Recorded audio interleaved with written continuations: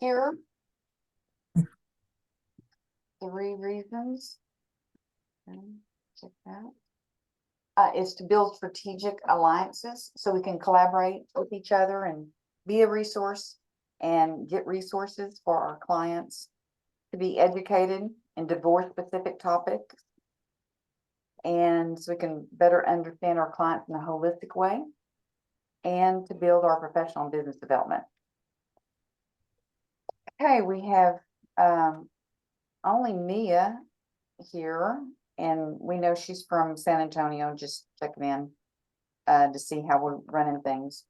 But let's just go around the room and tell your name, profession, and what your love language is, if you know what that is. You know, from the book, the five love languages. If you don't, then just share thing how you show love to either your clients or a friend or significant other. Okay. Very appropriate on Valentine's Day. Yeah, right. And happy Valentine's Day, everybody. Yeah. Noel, you want to go first? Can I go last because I need to key off of what other people say? I hope you've already very got something for your unimaginative. I hope but- I've gotten something for your wife. We talked about that this morning, and 52 years coming up. Sometimes we just, I love you very much, and yeah, we're good. Okay. I learned this year that if you buy roses, you're just over impacting the planet. It's bad for the climate. It's just too much of a carbon footprint. So my love language is I don't have any roses for you this year because I'm a good, what do you call somebody that takes care of the climate? Yeah, I'm an environmental Nazi. So my name, well, y'all know my name. I do mortgages, just focus on divorce. And my love language is when like, I don't know if sacrifice is the right word, but it doing something or taking time that is not just part of the ordinary. To if somebody does that with me, that means a lot. Had a great meeting with Sue, the amazing Sue LeBlanc, who's like an icon and just I knew of her, but she took the time to have breakfast with me and didn't eat, so I looked like a pig there eating in front of her, and she's sipping coffee. But that was awesome. I got to spend time with her. That's good. How about you, Jim? Me? Jim Martin. I'm sorry. I'm going in that line. Jim Martin. Oh, you caught me right in the middle of Googling what the 5 love languages. Okay. We'll come back to That's great. Sharon. Sharon Ramage. I'm an attorney. My love language is quality time. And it's kind of in between quality time and words of affirmation, because I like to be encouraged, and sometimes I don't feel like, and so the things that we want, sometimes we don't necessarily give out. So that is something. My husband's love language that he always does and gives to me is he likes receiving gifts, because he's always giving me things. Like in our marriage, he's the one that is always giving me like gifts, and he's the one that remembers the cards, the flowers, and the fruit. This year I bought myself flowers on Sunday, and he said, Sharon, Valentine's this week. I said, just do a fruit bouquet. And so, but anyway, that is me. So excuse me, y'all. Nicole, Gwen just said people are trying to get in and can't. Does she know who that is? Joe Murphy just texted and said he can't find a link to get on the meeting. Right. So they're having trouble because they didn't register. So, let's just send the link that you have. you can send it to one, or, you know, the only reason they're having an issue is they don't, because everybody that registered is on the call. Okay. So if they're having issues, it's because they don't have the link. Um, So all the rule followers are on the call. That's what it yes. is. Well, and you know, it's like if it works for one, you know, I always have this issue, like, didn't work for me to look, it doesn't work like that. You know, if everything is working, I mean, once in a while, there's an exception, but it usually when it's someone's spam or it's human error, and I'm happy to teach people or walk them through it, but I can't help them unless they reach out, you know, so, or reach out to Jenny, and she can always reach out to me. So if there's ever issues, but yeah, if you don't register, it's gonna be a mess. Yeah, and y'all, the benefit of registering is you get 3 reminders with the Zoom link in it immediately after you register, then 3 days or the day before? Day before and the 3 Before. hours before. The day before, and then 3 hours before the meeting. So there's a real benefit of registering because you're constantly getting reminded, and you have that Zoom link with you. Okay, thank you, Sharon. Brittany. Okay, so I'm supposed to do my name, my profession, and my love language, right? Uh-huh. So it's Brittany Bennett, and I'm a realtor, and my love language is words of affirmation. So it's how I give it and how I receive it. So I like to be encouraging to others with my words, and it's also how I'm most encouraged as well. You know, this is sharing this also. I don't know how you can ask your client, but knowing your client's love language can be very helpful how you work with them. I mean, you may be given a lot of encouragement to them, but that doesn't mean anything. They want something else. I don't know. But anyway, Wade. I am Wade Betts, mortgage broker with Empire Financial. I'm a member, and my love language is quality time. So I don't get to spend as much time with my spouse and kiddos as I would like. So it's my absolute favorite thing to do. Cindy, our speaker today. Okay, I'm Cindy Hyde. I'm a licensed professional counselor and psychotherapist. Let's see, my love language, I'm a little selfish. I think I like them all. But I know I'm tied between quality time and words of affirmation.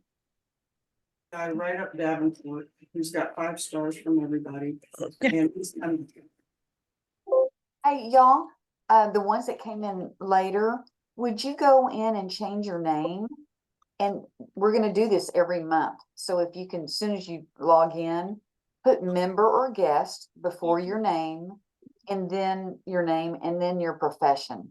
So people can get to know who does what, and you'll get referrals more likely if people know what you did. So that'd be helpful if y'all could do that each time. Hey, Melissa. Hello, everybody. I'm Melissa Brisboe, and I am an executive coach, and I just completed the divorce specialist certification. So Yay. actually Sharon Ramage introduced me to the concept, and I just feel like if we can help them make the best of an event that's really difficult for people going through, it means a lot. And so excited to help in that way. My love language is touch, and the second one is affirmations. Good. Okay, Jim. Blythe. Hey, Hey. I'm a CSA, reverse mortgage specialist with Fairway. Been in it for almost 20 years, specializing in reverse, and been in real estate since 1972. My love language is basically I'm a communicator and a connector. I broadcast for veterans. I work with veterans as a veteran advocate. And so it's by communication. I connect people, and that's what I love to do. You're good at it. Love your radio program. Robin. So let me say first, I'm a holistic energy practitioner. I actually teach and work a lot with love languages with people because they're so powerful, especially among parent-children relationships or husband-wife or partner. So there's a lot of value in them. They're also very much attached to what we call redemptive gifts, which are personality types. So my primary love languages, and Jim, they are, if you haven't figured it out yet, touch, words of affirmation, gifts, quality time, and acts of service. Mine are words and touch. And as a single person for 15 years, my daughter and my kids, you know, my love language, sent me a massage certificate for Valentine's Day this morning. So when you're single, you have to find creative ways to get your love. Lots of hugs and pedicures, manicures, and massages. Oh, that's what I'm going to do for myself. There you Thanks go. for the idea. Joe, sorry you couldn't get in earlier. That's right. I'm learning. Yeah, you have to register. I got to register, right, to get the link. So, my name is Joe Murphy, auto and home insurance broker. I guess I'm just going off what everybody else was. We're talking about love languages, obviously. Uh-huh. And then, so I think my first one would be words of affirmation. And then my second one would be physical touch. And then didn't have much planned for Valentine's Day. I just got back from Kendra Scott for my daughter. So I got that taken care of right before she gets out of school. So Good for you. Good daddy. yeah, I was reminded by my ex, so it helped. Uh-huh. Okay, Sue? Hi, I am Sue LeBlanc. I am a mortgage lender. I am a student of the great Noel. We had a great one-on-one the other day and learned a lot. So I have to throw that back out to him. So, but yes, my love language is actually acts of service. I don't think anyone else has said that so far.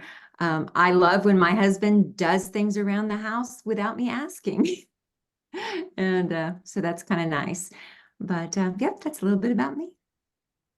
Okay. I think everybody knows me, Jenny Manning, realtor. When I was younger, my love language was quality time and physical touch, but that has changed in my older years, and now it's acts of service. I don't care about any of that other stuff anymore. But I do like when people do things for me, especially when I can't do it myself, you know, around the house. So, anyway, I hope everybody has a wonderful Valentine's Day and the rest of the day. So now we have some housekeeping items, and I'm going to share my screen. I think this is going to clear up some things.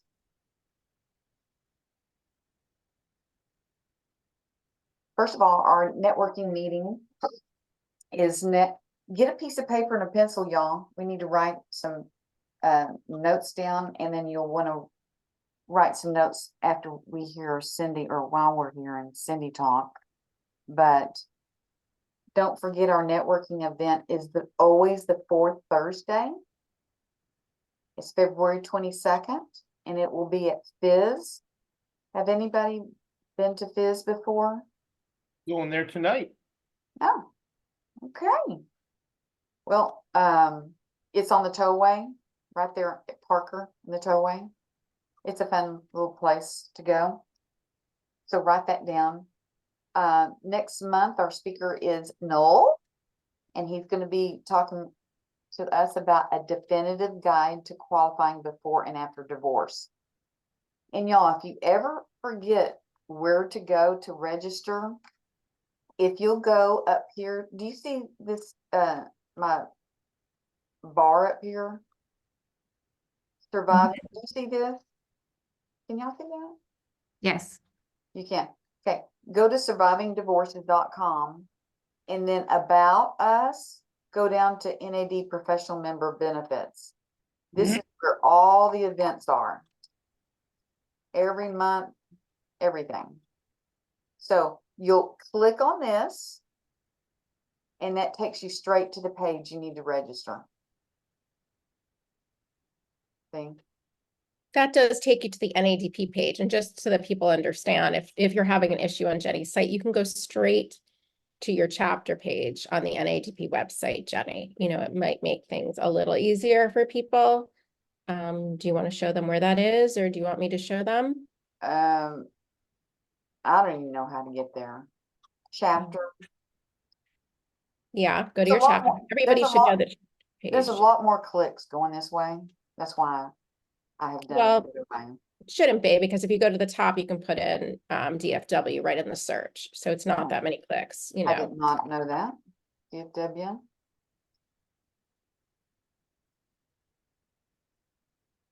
And I'm sorry, and not that one, but I guess it could do it too. It was in the chapter search. You put in the DFW, you put it in the whole website search. So if you just go to the chapter page right there on the right, there you go. Just put in DFW and it'll come up. But I can even show you a faster way, but they should know their chapter page. So there you go. You're on the. Okay, so you click that. And then all of the events that are coming up, if you click on the events page, and you can register for whatever is, you know, already there. We do a few months prior, but not more than that because things change. So you've got your March and your April there. You can go ahead and even do that today. Just register for both. And even though you get the Zoom link right away, you're going to get it that day before and the day of reminder. Okay. So that might be easier for some people. Try both, see which way you like it. Another option is just go to the events tab and put in DFW, and it's really easy to go there too. This is also the page if you're trying to help recruit, which we're all supposed to be building the chapter. You can send them to this. There's an introductory thing from me. Then it has all the events and all the benefits, everything about the chapter. And then at the very end, they can register if they want to join. Since we're down here, I'm going to go ahead and talk about this. I think some people don't know the attendance requirement to be a part of the chapter. You have to attend. You don't have to go to the networking meetings or anything like that, or socials, but you do have to attend the monthly meetings. You can miss twice, or you can have 2 more excuses if you send somebody from your office that can contribute to the chapter. So that's 4 total. But the 2, I mean, you can't miss more than 2. And the reason why is because we want to allow other people that will attend and be more proactive in the chapter. So if you miss more than 2, then we'll put you back. Let's see. We'll transfer your membership to the general NAD membership, and then we'll fill that spot that you have. So just so y'all know, I don't think some of you know that, so that's real important. This is where you sign up if you have somebody that you think would be good, which brings us to the next thing. Back up here, about us, NAD chapter members. Write this down as we're looking at them. Do you know anybody that's a mediator or a bankruptcy attorney, elder law? You can put it in the chat if you know it right offhand, but we need to fill these spots. Adoption attorney, reproduction attorney, tax attorney, corporate collaborative, do I have bankruptcy on this one? Criminal, and a paralegal. All those need to be filled. We still need a CPA, a bank professional, business evaluator, and a bookkeeper. Make notes if you know of somebody you can think of right now. Title company, appraiser, property appraiser, auctioneer, professional organizer, jewelry appraiser, credit report professional. This is a big one with a lot of people getting a divorce. Their credit is usually not good. And then career coach and a psychiatrist. So I can't do all this myself, and we all need your help. Everybody, the more people we get, the better our chapter is going to be, the better our resources we have to give to our clients, and the more likely we're going to be a resource for somebody. Okay. So Sharon's put some great names in here, which I've gone ahead and taken a picture of, and we'll have that. But Jenny, if you want to mention, how we can contact them, or as well as Brittany did too. Thanks, Brittany. You can talk to them, or you can give me their name and number, and I can call them and explain everything about the chapter if you feel more comfortable about that. Or we can have a conference call. I can't see the chat right now because I'm doing this. Yeah, I can share it with you. Positions. Okay, that's it. That's all the housekeeping. So we're gonna let Cindy do her thing, but Sue's gonna introduce her first. So yes, so I have Cindy's bio, so I'm going to read it. So because I don't want to miss anything, because there's some really cool stuff in here. So Cindy, if you'll just give me a second to go through here, it's really cool. So Cindy is a psychotherapist specializing in complex relational trauma, both in interpersonal relationships and family of origin relationships. She's a licensed professional counselor in Texas and Colorado. She is a certified narcissistic abuse and survivor trauma treatment therapist. That's a mouthful, but very cool. Certified partner trauma therapist, a level 2 certified clinical trauma professional, and a certified sex addiction therapist. That covers a lot of things. She assists clients in determining if they have been involved with a personality disordered individual and how to work through the trauma they incurred because of the abusive and pathological love relationship they were in. She utilizes psychoeducation and therapeutic processing and trauma treatments like attachment-focused EMDR. I'm sure you'll talk a little more about that as well. Cindy has years of experience assisting women in living their best life after experiencing trauma from betrayal, infidelity, emotional, psychological, and physical abuse. Her direct process-based and evidence-based approaches help clients connect the patterns in themselves and in their relationships that have kept them in the wrong relationships too long or continually repeating toxic relationship patterns. Cindy works with her clients to approach relationships differently so they don't keep repeating the same cycles. She believes knowledge is power, so she does a deep dive with her clients and to help them understand what happened to them. As part of this process, she helps them sort through their pain and determine why they develop certain survival skills that cause them to enter into or go back to the wrong relationships. So Cindy, thank you so much for being our speaker. Oh, thank you, Sue. It's nice to meet you in person. So I have a little PowerPoint presentation. If I can share my screen, do you know if I have access to do that? You should see a green button down there. It says share screen. Okay. She may have to be a co-host. Yeah, got it. Okay, give me just a second. Let me put this into, I've got to wait for the top of the screen to go away so I can make it a slideshow. Let's see if it'll, no. It's got something on the top of the screen not letting me turn it into a slideshow. So we may just have to look at the screen as is unless it'll. Did you hit play from start? Yeah, but see, there's, oh, you know what? I bet I can move that. Maybe it's going to let me move that. Oh, there we go. Okay, I can do it that way. Good, thank you. You can see technical issues are not my strong suit. So, all right, let me move you guys where I can see you up here. Okay, so what I'm going to talk about today is what's known as pathological and narcissistic abuse and how this type of trauma affects your clients. And I promise you, you have seen this client, you may just not have known it. So I wanted to start out by talking about the behaviors of a traumatized client. They may come in very scattered. They may keep dropping their keys or dropping things out of their purse, or may have forgotten their wallet in the car or left their phone somewhere.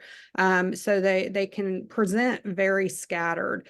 They typically have lower executive functioning happening, which I'll explain a little bit more later. But you'll hear them say things like, I just can't think straight. I didn't sleep last night. I can't seem to make myself start moving. So that typically is indicative that their executive functioning has been lowered. They can be very forgetful. They may comment about being so embarrassed that this happened to them, or that they're really ashamed. And I want to point out, this can truly happen to anyone. It really doesn't, it's not choosy about its victims. And so it can happen to male and female. It can happen to the most successful person. And and a lot of my clients are highly successful individuals, and they come in and say, I'm so successful in business. I can't believe this happened to me. And so as I go through this presentation, I'm going to refer more to this being a man perpetrator, but please know it can also be a female perpetrator. So just so you know, they may cancel appointments a lot on you. They may be really emotional, angry. They may show up like just mad at the world. And oftentimes they'll present as really shut down. Like you'll ask them to fill out paperwork, and you have to keep reminding them and keep asking them, and they just can't seem to get it done, which is also called frozen state. It's a trauma response. A lot of times they'll be highly avoidant. So they may like talk about moving away, or they won't follow up on their tasks. They'll avoid people, places, and things. So if they know that somebody that knows their ex is going to be somewhere, they just won't go.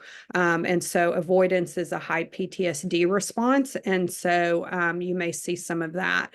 And then you'll see PTSD symptoms, which are fight, so the anger, flight, like I just said, they might want to move. They may have a constant urgent to leave, especially like if they have sensory overload or they're overstimulated. They may, not stay at functions very long. And then the freeze is the stuck. They may not talk a lot because they've learned to people please. And so they may even be trying to please you. So you kind of, have to be careful about overselling them, because they may be very compliant from a freeze response place. And then of two, the fawn response, which a lot of people don't know about. They hear about fight, flight, freeze, but they don't hear about fawn very often. And fawn is what is known as go along to get along, or people pleasing. So you will see that with some clients. So I just want to show you what happens when someone is traumatized. Okay.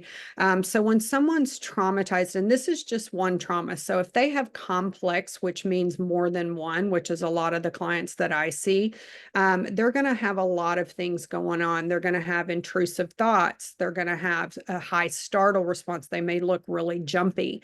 We talked about the shame. They're going to feel very ashamed that this happened to them, and may even have a lot of self-hate going on. They may be talking about panic attacks that they've had, or how emotionally overwhelmed they are, like they just can't handle life, which right now it goes back to that executive functioning, the lower levels of executive functioning. They could complain about, migraines, stomach aches, all kinds of physical pain. They may be showing up with eating disorders, either under eating or overeating. They could have some substance abuse issues. They may start drinking too much or using some sort of drugs to help numb the pain. So they get into a lot of self-destructive behavior. Some of them will report little to no memories. And I have one client that every session, I bet she says, I can't remember 10 times. So a lot of times some of the pain will get blocked out. They may be hyper vigilant. All men are bad. All women are bad. I'm never dating again. They may be disassociative. They may have driven to your office and don't remember how they got there, or they may just block things out completely. They can show up depressed, irritable. They may have a loss of interest in things that used to be important to them. They may numb out with social media or watching TV. They could have some insomnia issues. I already mentioned the decreased concentration. It's difficult, and they may even be pretty hopeless. And so you want to watch for these signs, because these are trauma symptoms. And some of you may even be saying, wow, I have some of these, and maybe you had some trauma in your past. But these are signs of trauma. And when there's multiple traumas, this is magnified. And so, so these clients are coming into your office, or, you know, coming up on Zoom with you. And so, you know, just watch for the signs, because it's really helpful to know.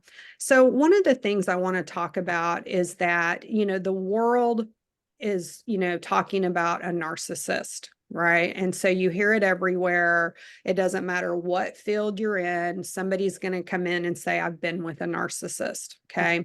Well, it's really overused in, the word is really overused by bloggers and social media experts and coaches, and just a lot of people that really, they're actually using the term incorrectly, because it's never just a narcissist. But the world's come to know that. So even myself in my own marketing say narcissistic abuse, when really it's more pathological abuse. And here's why. But I want to tell you first all the different names that the DSM has used to identify personality disorders, because narcissism is a personality disorder. And the reason I want to share this is because it's pretty telling. But it at one time was called erratic and dramatic personality disorders. It's been labeled as dangerous and severe. It's been called the dark triad. It's been called cluster B personality disorders, cluster meaning more than one. So in narcissistic personality disorder, when somebody says I've been with just a narcissist, when I've been with a narcissist, actually they've probably been with someone that has multiple personality disorders. So it can overlap with many, and I'll show you that in just a second, but it can overlap with antisocial personality disorder, which is also a sociopath. It can overlap with psychopathy, which is a psychopath. It can overlap with histrionic personality disorder, as well as borderline personality disorder. And I'll explain those in just a second. So it's never, just so you know, it's never just a narcissist. That's just what the world calls it. So what's the difference? Well, antisocial personality disorder or a sociopath think the rules don't apply to them. So they really lack conformity with social norms. So if the speed limit's 50, they're driving 80. If they're not supposed to shoot fireworks off, they're shooting fireworks off. They have high impulsivity. They can be very aggressive and get in altercations. And they really just have a disregard for their own personal safety or the safety of others. The psychopath, which also falls under the antisocial category, is more manipulative, deceitful. They lack remorse for how their behavior affects others. They may have had juvenile delinquency. They may have had some criminality. They're most definitely pathological liars. They have a lot of egocentricity, which is all about me. They lack guilt. They can be very glib and have superficial charm and a lot of grandiosity. You may already be reading these and saying, well, I thought that was a narcissist. No, it was actually a sociopath or a psychopath. It's just been called a narcissist. It can also overlap with histrionic personality disorder. This one is the one that needs to be the center of attention. They're very seductive in nature. They're the ones that provoke for a reaction. They have very shifting emotions. One minute they can be happy, the next minute they're exploding. They have very dramatic or exaggerated emotions, and sometimes they can think relationships are much closer than they are. So if you've ever dated that person that goes, oh, well, I thought, you know, we were this, and you're like, gosh, we went on one date, right? And so, So that's histrionic. Borderline personality disorder is the extreme fear of abandonment. They'll present as very needy. Please don't leave me. Sometimes it can show up as, you walk inside from the back porch to get a cup of coffee and they think you abandoned them. They tend to have very unstable relationships. They have stress that's related to paranoia. So what the example I just gave you is paranoia. I thought you left me when all you did was go get a cup of coffee. They have very impulsive and risky behavior, which is like reckless driving, addiction, spending, mood swings. And then finally, we get to narcissism, which all of these, in the worldview today are what gets painted as narcissism, but yet they're not. And so true narcissistic personality disorder is that unreasonably high sense of self-importance. They can be grandiose also, but they really need to feel like they're pretty important. They have a need for constant admiration and affection. Or an attention. They feel like they deserve special treatment and privileges. They're the one yelling at the maitre d' that they were supposed to have the best table in the house. They exaggerate their achievements. They can be very preoccupied with fantasies of success, brilliant, or beauty. They believe they are superior to others, and they have very low to no empathy for how their behavior affects others.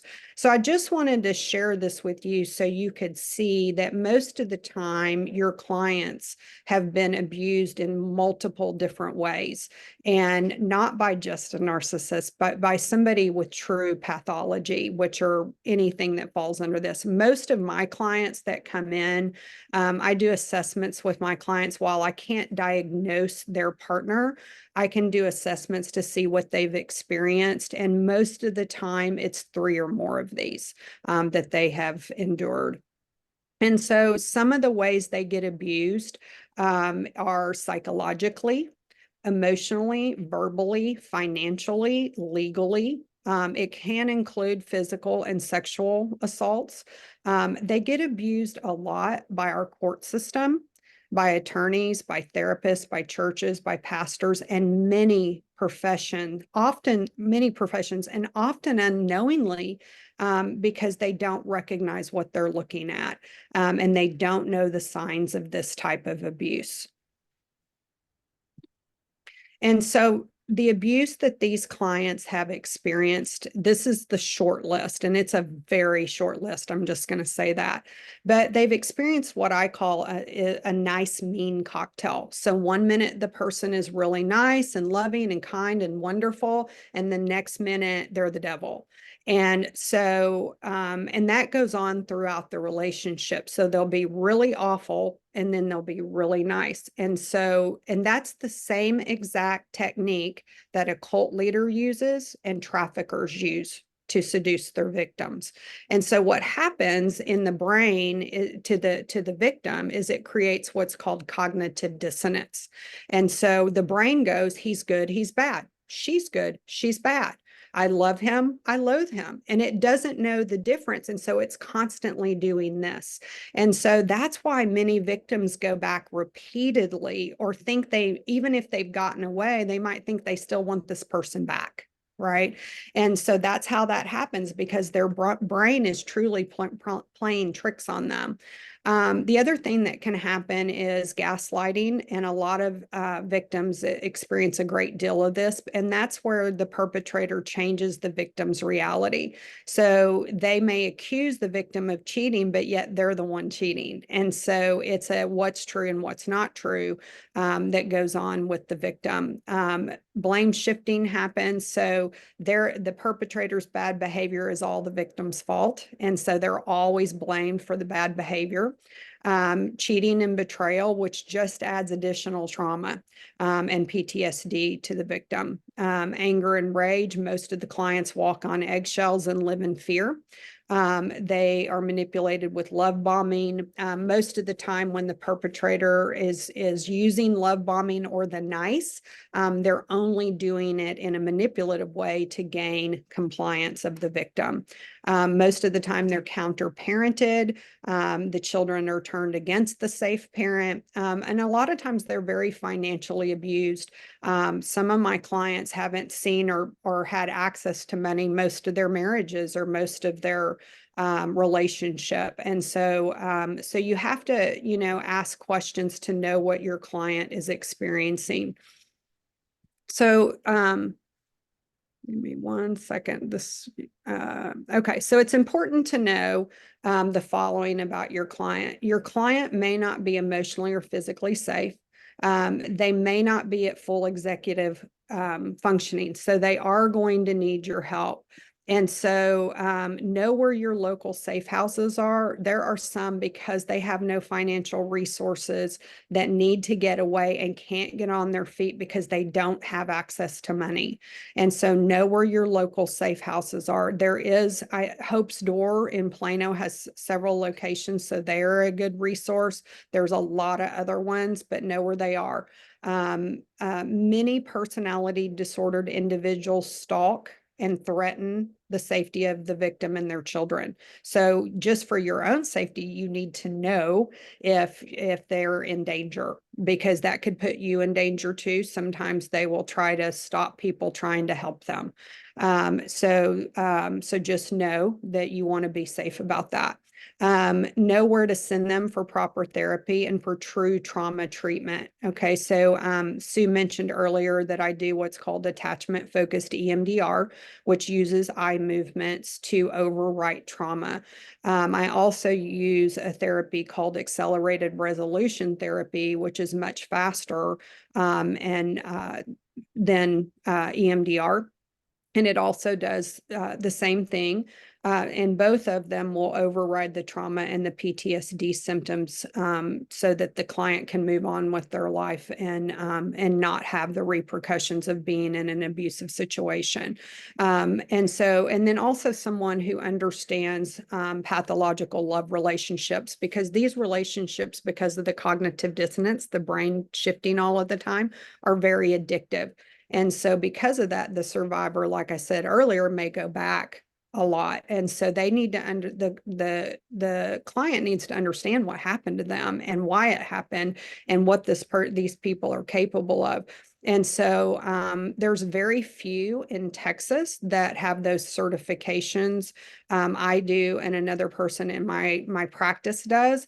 But I do have referrals for if I'm full, which is a lot, that I can refer to that have training and that can collaborate with me or someone on my team.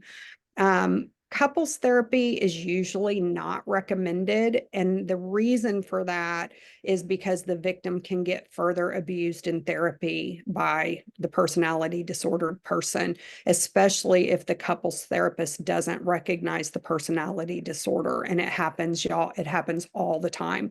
So I typically advise my clients against couples until we know what we're dealing with. I also am a big fan of recommending a divorce coach, and I know there's several on this call to help the clients get to the right people. Also, too, you want to ask them if they need help strategizing their finances. Many need a forensic accountant because oftentimes assets are hidden, or they may need financial planning so they aren't left with nothing. Also, too, I highly recommend making sure they have a good realtor to assess property values to help them buy and sell if that's their case. A lot of these perpetrators try to take houses and property all the time. And so it's really good for them to gain knowledge about what they're entitled to. And there's so many, and this is the short list of the people they need contacts for. But also too, you want to be sure that they have an attorney that understands personality disorder. And I'll get to that in just a second. But I have to keep moving so we want to make sure that they have a good attorney that fully understands personality disorders and really is not afraid to tell a judge that the perpetrator is very plausibly personality disordered. Like me, they can't say he for sure is without a psych eval. However, these guys are very slippery, and so they know how to pass a test, and the women too that are the perpetrators. And so it's hard, and sometimes it takes an attorney being able to advocate to say, hey, based on what the experiences that my client endured, this person, it's plausible that they're personality disordered. The court doesn't like to, my understanding is the court really doesn't love to hear narcissist anymore because it's been so overused. But the truth is it's not just narcissism. It never is. It's always more than one. It's personality disorders. And so just knowing your attorneys and if they're willing to stand up and help advocate for these victims. Also too, co-parenting is not possible with someone that is plausibly personality disordered. There is no ability for this person to be a teammate with the safe parent. They will abuse the safe parent all the way through the process. Parenting facilitation really should only be used to determine the safety and best interest of the children. A personality disordered individual will often go for 50-50 or full custody to financially and legally abuse the safe parent and keep them tied up in court. They're great actors. They are great actors because remember, they're all about image. So they can stroll into a courtroom and look smooth as silk while the victim looks emotional and scattered and all over the place. And so one great resource for single parents is a webpage called One Mom's Battle. And so I highly recommend that you have your clients read those blogs that are there because this woman went through it and dealt with the court systems, and she's done a lot of advocacy for getting change in this area. Also, too, one of the big perpetrators of further abuse is churches. It's unknowing in some cases, but a lot of times they will send these victims back to their abuser and say, serve them more. And so then they go back and they try their hardest and they're investing everything and they're making all these changes and they're still being abused. So there's another great resource called Patrick Weaver Ministries. He has a website as well as a Facebook page. If you have a Christian client, I highly recommend that you refer them to that resource because he's really good and speaks biblical truth about what's right in regards to abuse and divorce. So I will leave it all there. I know I threw a lot at all of you, and I can take some questions and answer some questions if anybody has questions. So informative. I feel like I'm one of those trauma people. Yeah, we've all probably experienced it, right? Yeah. I have a question. Okay. Do you do very much work with integrated attachment theory and integrated, like just attachment styles and just the investigation of different attachment styles? And I mean, there are certain types are going to be drawn to the narcissist, the borderline, or whatever. Yeah, most definitely. And so, yeah, we work on attachment styles. I also do the attachment focused EMDR, which is based all around the attachment. But typically, it's either anxious attachment or disorganized that's going to be most attracted to a narcissist. But remember too, a personality disordered individual is going to mirror their victim. And so really the reason that they become so attached to him is they're actually looking at themselves and they don't know it. It's the projection. Yes. And I was just going to comment just as the family law attorney here, not all lawyers are created equal in this arena. Okay. And it is, I mean, very important. I can't stress enough, if you know somebody, to find an attorney that really understands personality disorders, because so much damage can be done and credibility lost if it's improperly used in front of the court, because narcissist and parental alienation and reunification, they're all used very improperly. Right. and it's on a spectrum, because a lot of people have narcissistic tendencies or borderline, but to really have that personality disorder. And I mean, you walk into my office and you're going to see the DSM on my bookshelf, because I will literally, even if I don't have a diagnosis, take the characteristics and the traits, and I will marshal my evidence along those, and I will ask questions and develop evidence around those traits. And then you can ask a mental health provider, or, well, if you have this, this, and this, are those consistent with? And that way they're not diagnosing. But and not all therapists are created equal in this area. Some can do damage. Yes. And not all because people want a psychological evaluation. They're not all created equal. There are a handful. I have 5 therapists for kids, that if you have kids where there's a personality disorder, I have 5 that consistently testify in the courts on a regular basis that are trusted by the court for their knowledge base. You might be added, Cindy. I might need to talk to you. I'd love to sit down with you, because I'm always looking for attorneys that get it. And it certainly sounds like you do. It's hard. I mean, and I've educated my lawyers on it in my office. It's because people don't understand it, and they don't understand one of the most insidious is the borderline. And people think, oh, borderline's it. Maybe not. It's not at all what it means. It's borderline ain't good. That's a great point, because one of the things, oftentimes borderline and histrionic are more prominent in female, where males are more prominent in the others, although they can be borderline and histrionic also, but there are females that have them all too. So, but most of the time, that's how it that's how it lines up. I get a lot of times clients come in and they say, I don't understand why I am constantly attracting narcissists. And I ask them, I say, what do you think, that they have a telephone book with your name in it? Do you want to know why? There's actual research for that. It's because of agreeableness. The number one thing a personality disordered person looks for is agreeableness. Number one thing. So one of the things that I do is I run what's called a 5-factor model, and you're a therapist, so you probably are aware of it.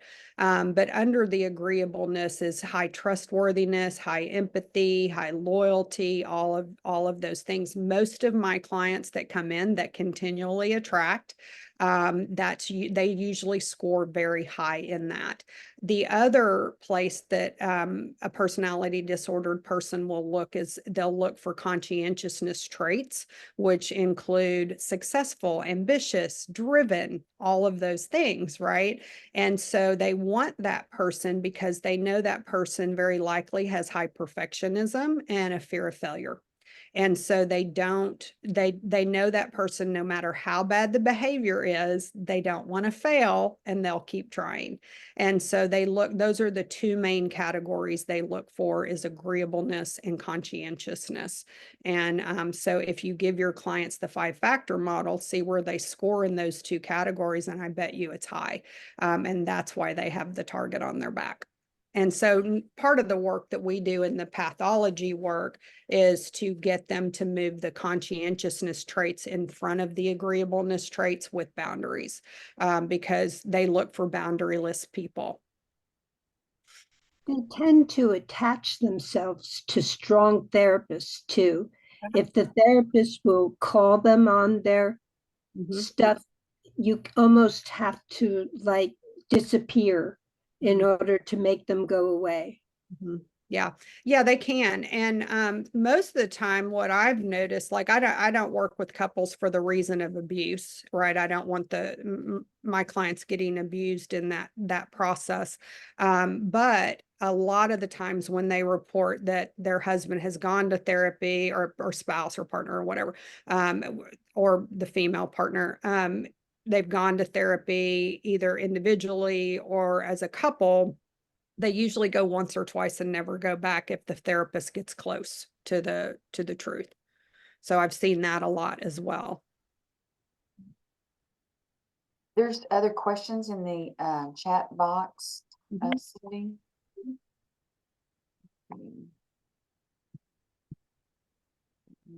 I don't expect an answer to all my questions. It'd be a little book to write.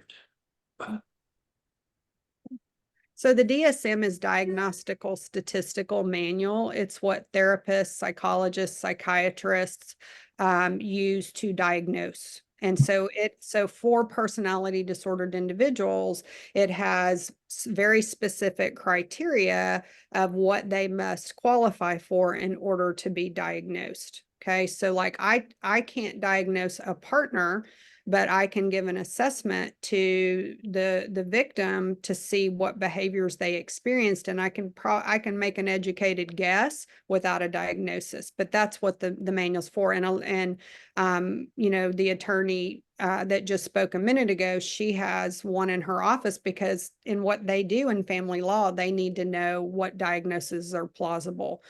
So that's what that is.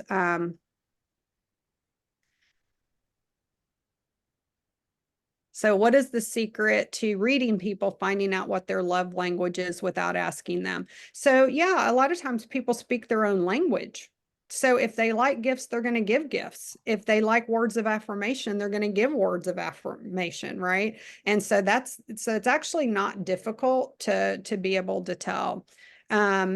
So seeing their trauma for what it is, detecting their basic motivation, what causes them to take action. So being able to see it for see trauma for what it is those first two slides, and I'm happy to give them to Jenny or however we want it, if anybody wants them. You know, watch for those signs, watch for the scattered, watch for the, you know, the avoidance PTSD or the high anger or the shutting down. That's a really good way to detect. Detecting basic motivations. If they're personality disordered, what I normally tell clients, like if it's an early relationship, typically they try to get you in an instant fast relationship really, really fast because they don't want, one, they can't sustain their mask of being a great person. And two, they don't want you to wise up. And so they want to get you hooked in. So a lot of times they'll try to marry very quickly. They may even try to have children very quickly because they're trying to get that person isolated and under their control quickly. So that's one of the ways you can tell, is if they're trying to rush you along really fast or promote you to soulmate or BFF status really fast.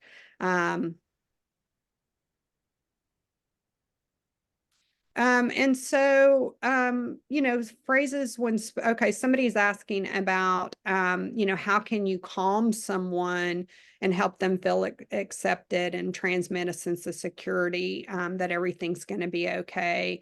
And so, you know, that's a little harder. You know, normally if I see them dysregulated or, you know, emotional, I'll just ask them to breathe with me, and I do with them what's called box breaths, 4 in, 4 out, 4 times. And so then I'll usually have them look around and try to stabilize by telling me 5 things they can see. And then just letting them know you're there for them, that you're on their team and you're going to help connect them to the right people, because they need to feel some sort of sense of security, to know that they're in safe hands.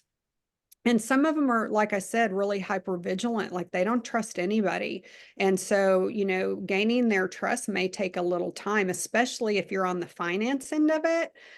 They may not trust you with finances right away. So they may need some case examples of people that you've helped so that they know that you're for real, or they may need some referrals or references for you so that they know they can talk to other people to know that you're not going to harm them financially.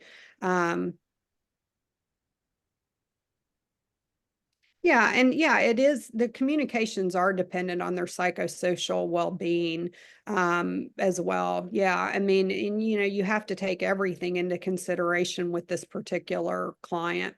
I'll get a list of safe houses and send that to Jenny.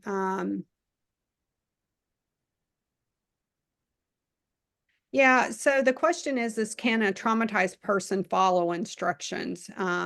Well, it depends where they are with their executive functioning. You know, if it's greatly lowered, the first thing is getting them more stabilized. You know, we want to bring that frontal lobe back online.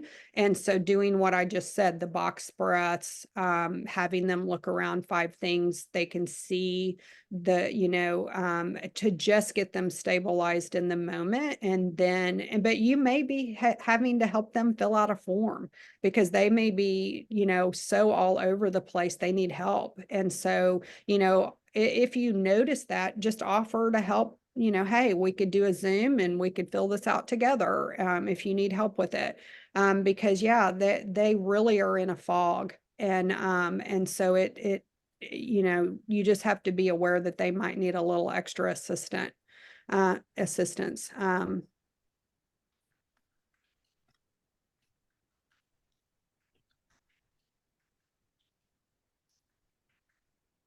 Okay. All right. I think that I got all the questions. Did I get them all? Did everybody feel like I answered their questions? Yeah, that was great, Cindy, the presentation, and thanks for going over all the questions and answering them. I think almost everybody wants the slides. Yep, I'll be glad to I'll just send them to you. Is that okay? Or should I? That's fine. And I can get them to everybody. Okay. And thank you, everybody. Thank you, Cindy, so much. That I didn't realize how much I didn't know. Sharon, thank you for chiming in there too. Oh, and I enjoyed listening to Cindy. Cindy, you're awesome. I don't know how we have not connected before, but I would love to connect with you. Yeah, I'd love to, Sharon. So we'll have to, I've already emailed my marketing director. Yeah, if she'll reach out and connect with my assistant, maybe we can get a lunch or something on the calendar. That would be awesome. Yeah, that'd be great.